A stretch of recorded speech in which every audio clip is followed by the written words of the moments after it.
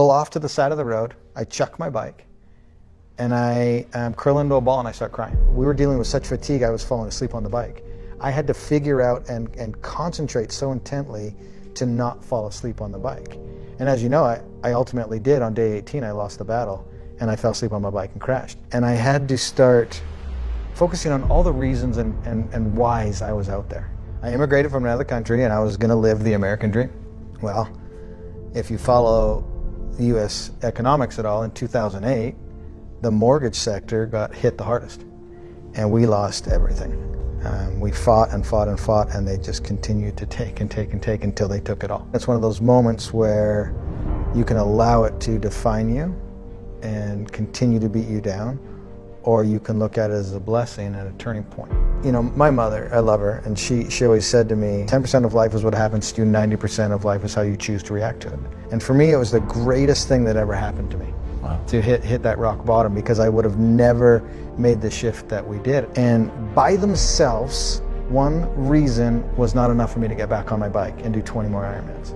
But as I started going through the list of everything that I was doing and why I was doing it, it's interesting because I would gather them all together, and I'd focus on this big ball. A good example is my daughter.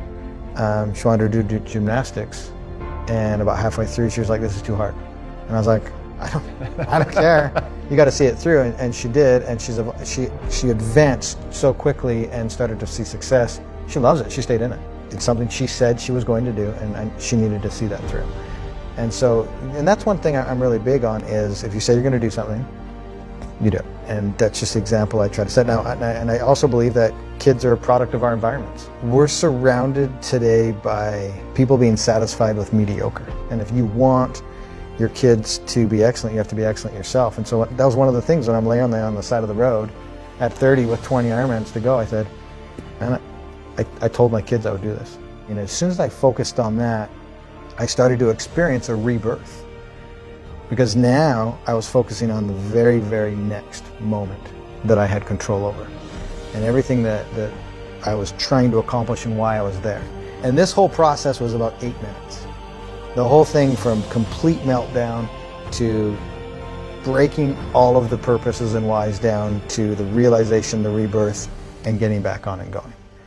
And it can happen that quick. We're moments away every day from a decision that's going to completely change our life. And I call this process, now looking back on it, both a rebirth and putting on my uniform, which was the alter ego. And my uniform was those yellow sunglasses you've seen me wear in some of my pictures. And when I put those glasses on, that's when the Iron Cowboy comes out. And that dude is a bad, bad man. And there's nothing that's going to get in his way. And I do a lot of speaking from stage now, and I want to encourage people to find whatever their uniform is, find whatever their alter ego is. Because when you discover that and how to flip that switch, that's when nothing gets in your way. And that's where you shift your focus and you realize what your purpose is. And I knew if I had the courage to get back on my bike and finish that day and then do the 20 more, my life would be different. One of the biggest questions I get is, how do I become mentally tough? One of the biggest things I try to get people to do is back down off the inspiration and let's build a foundation. You almost have to take the huge goal and shelf it. Don't forget about it, but shelf it and now focus on everything that's small to get there. The moment you realize the next step isn't going to kill you, and that next step is the first step to evolving, changing, growing, and learning, and becoming literally the best version of yourself, that's the most beautiful thing. It's not going to kill you. And putting yourself in the game, you're giving yourself an opportunity to achieve something that everybody else said was impossible.